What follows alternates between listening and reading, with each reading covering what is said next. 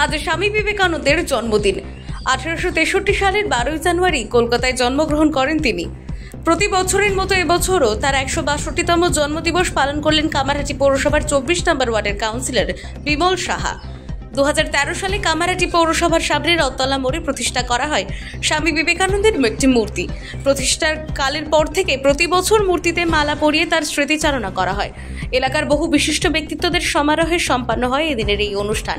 সমাজে আজও স্বামী বিবেকানন্দের প্রতিটি বাণী কতটা প্রাসঙ্গিক সে সম্পর্কে বিশেষ বক্তব্য রাখেন বিশিষ্ট সমাজসেবী রানা চ্যাটার্জি।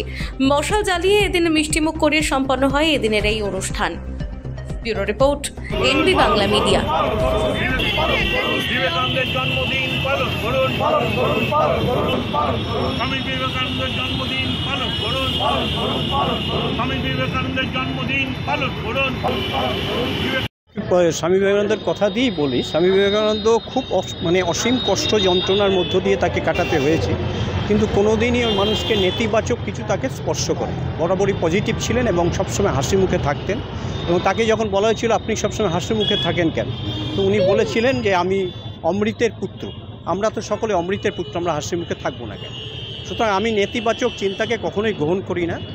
জীবে প্রেম করে যেই জন কথাটা সত্য করেই আজকে সারা ভারতবর্ষ জুড়েই বহু সংগঠন, বহু রাজনৈতিক সংগঠন, বহু আধ্যাত্মিক সংগঠন, সকলে মিলে বহু প্রতিষ্ঠান অবশ্যই ভালো কাজ করছে এবং মানুষের সাথে গিয়ে কাজ করছে। তবে কালে কালে অনেকটা সময় পেরিয়ে এসেছে। 123 বছর আগে স্বামীজি মারা গিয়েছেন, তার ফলে কিছুটা তো তার নেতিবাচক প্রভাব পড়বেই একটা মানুষের। অত বড় একজন মানুষ, তারপরে তো আর স্বামী বিবেকানন্দ বলে আমরা কীভাবে কাউকে পাইনি। সুতরাং হয়তো কিছুটা বিচ্যুত লক্ষ্য করা যেতে পারে, কিন্তু আমি মনে করি যে সারা ভারতবর্ষের বহু মানুষ, বহু আধ্যাত্মিক সংগঠন, বহু রাজনৈতিক সংগঠন, তারা কিন্তু স্বামীজির বাণী এবং স্বামীজির ইচ্ছাকে মেনে চলছে। আমি কোনো নেতিবাচক এটাতে দেখতে পাচ্ছি, সবটাই পজিটিভ। গুরুত্বপূর্ণ খবর পেতে এনবি বাংলা মিডিয়ায় আপনারা চোখ রাখুন। সবার আগে সবার পাশে এনবি বাংলা মিডিয়া চ্যানেল।